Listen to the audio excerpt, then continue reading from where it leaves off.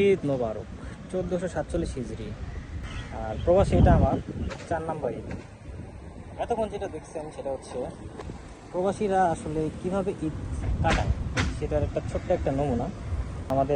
আমরা যারা প্রবাসে বসবাস করি তাদের ঈদ মানে আসলে কি? ঈদ মানে আসলে খুশি, ঈদ মানে আনন্দ। কিন্তু আমরা যারা প্রবাসী কাটাই, আমাদের ফ্যামিলি, বন্ধু বান্ধব, আত্মীয় স্বজন সবাই আমাদের বাংলাদেশে থাকে, তাই ঈদের কিন্তু পরিপূর্ণ মজাটা এখানে পাওয়া যায় না।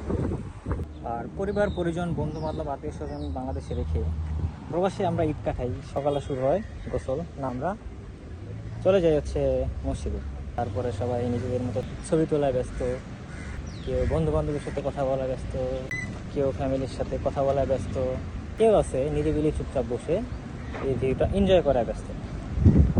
তো মূলত সবার ক্ষেত্রে সেম না, অধিকাংশ প্রবাসীদের ক্ষেত্রে এই ঈদটা জাস্ট সকাল থেকে 2 থেকে 3 ঘন্টা, সর্বোচ্চ 4 ঘন্টা আনন্দদায়ক। তারপরে কি ডর্মে যাবে, যারা হোস্টেলে থাকে হোস্টেলে ফিরে যাবে, অথবা বন্ধু বান্ধবদের সাথে কিছুক্ষণ বাইরে আড্ডা দিয়ে হোস্টেলে ফিরে গিয়ে তারপর সারাদিন রুমে বসে থাকো, শুয়ে থাকো, ঘুমায় থাকো, শেষ, ঈদ শেষ। এখানে পরিবেশের ভিউ দেখায় ব্যস্ত, তাই না? এই হচ্ছে প্রবাসীদের ঈদ। ঈদের নামাজ পড়ে সবার খিদে লাগবে, সবাই ছবি টবি তুলছে তো কি, ছবি টবি তোলার পরে আমার খিদে লেগে গেছে। মালয়েশিয়া ভাষায় এটা বলে কি রুটি তেলু।